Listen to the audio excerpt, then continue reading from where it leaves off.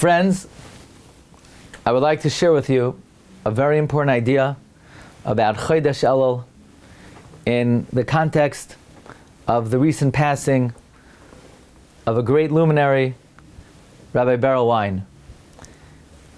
Elul is alluded to many times in Tanakh. Actually, it's one of the most alluded to words in the whole Tanakh. Elul. Ani ledoidi v'doidi li. Ish l'rayeu matanois la'avyonim. Es levavcha v'es levav. Ina liyadei v'samti lecha. One of the well-known ramazim to Elul is Umal Hashem alaikecha es levavcha v'es levav. God will circumcise your heart and the heart of your children. Es levavcha v'es levav zarecha. Rav Moshe Feinstein asks, what your kids doing in this pasuk? It says es levavcha v'es levav. Why the remez to the children? So Rav Moshe says, very importantly, don't think, oh, Elul's here, so you're going to start taking it seriously and waking up early and learning Musar. By the way, you know, the shofar, what does the shofar say? The shofar says to learn Musar. Can you imagine if somebody went to shul during Elul and heard the shofar and didn't learn Musar? Wow. So it's like he didn't hear the shofar. But don't think it's good enough to learn Musar or to get your own act together. The tshuva of Elul will only be valued in Shamayim if it's levavcha v'es levav zarecha. The main avodah of Elul is to make sure that the tshuva you're doing is es levavcha v'es levav zarecha, is together with your children. One of the things that was said over at the levaya of Rabbi Wine was that he didn't want people to buy him aliyos, even on Simchas Torah. He didn't take Chasen Torah. He didn't take Chasen Bereshis. He said, you want to get me an aliyah, give me Kol HaNa'arim. I'm going to go up with the kids. And I think that was very revealing and about Rabbi Wine's attitude in life in general. You know, he would always tell over the story of the Panovich Rav, who Panovich Rav would encourage young couples to build large families in order to make up the loss of the 1.5 million Jewish children that were lost in the Holocaust. And I think that was a great mission of Rabbi Wine, to help rebuild the Jewish people, and doing so through the future of Klal Yisrael, that are the children. You know, a lot of people have the following attitude toward the history and the reality of the Jewish people.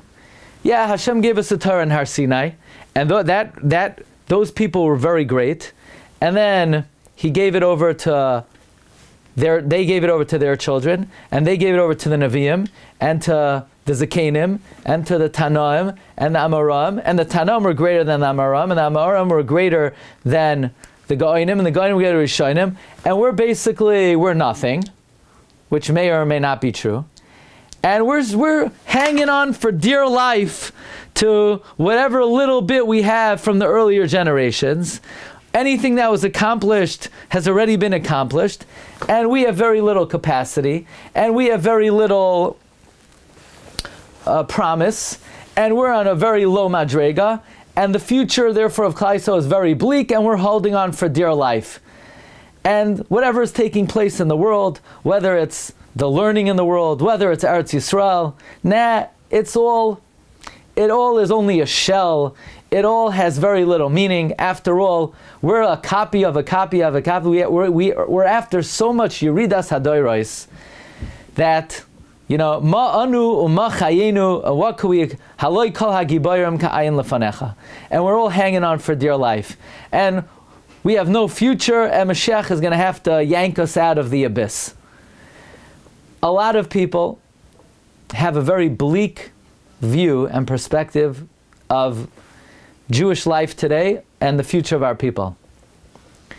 However, the month of Elul tells us that we're making a big mistake. You have a bleak view of the future of the Jewish people. That's because you think you're greater than your children. And you think your grandparents were greater than you. And they were in a certain sense. They were closer to Sinai. They probably did have more emunah, And in a way, they might have been closer to HaKadosh Baruch Hu. But like we've pointed out many times, and I want to spin this two ways, the challenges that we have today are in a way much greater than earlier generations because we're weaker. Number two, for whatever reason, Hashem chose us and our children to finish off the job. And you know what? Hashem knows what He's doing. And if He chose our children, that means they're more worthy than earlier generations to get the job done. And I want to tell you a third thing. If you look in the Siddur Hagara asks a phenomenal stira. The nation that left Mitzrayim, there are many divrei Chazal that they were on a very low level. The Psukim say they were Eroim ve'eria. They were naked and bare of mitzvahs. They were on the 49th level of Tumah. Had they remained a moment longer, they would fall into the point of no return. But on the other hand, the Siddur Hagara asks that the Tana de Berel indicates they were the highest generation in history.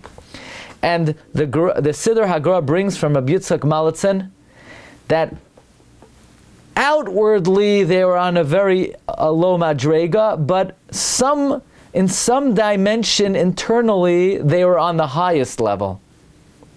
Now we know that the end of days will parallel leaving Mitzrayim. We know we're not on the level of our ancestors, but that's outwardly. There is a certain element of our neshama that is on a very high level. And the reason it is God gave it to us, Yibam Hashem gave it to us, because we have a very important job to do.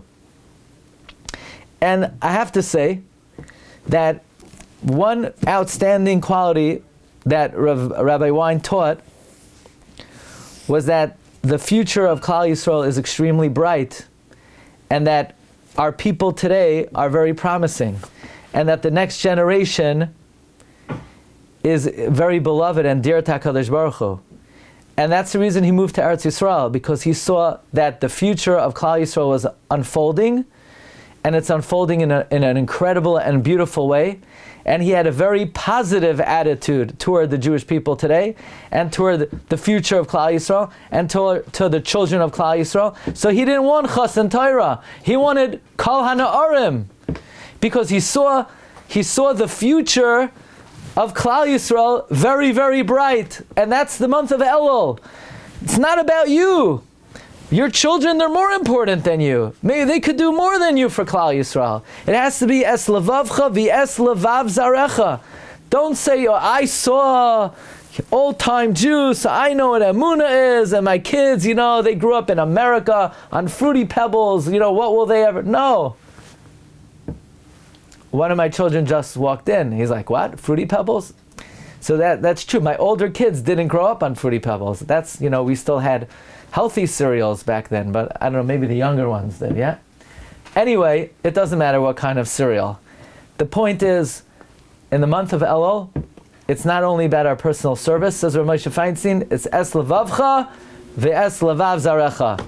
Agin Chodesh and Agin Shabbos, and everyone should be Zoiche to Ksiva Chasima Toiva, Chayim Aruchim, Briust, and Bracha V'Atzlacha. Shkayach, everyone. Kol Tov.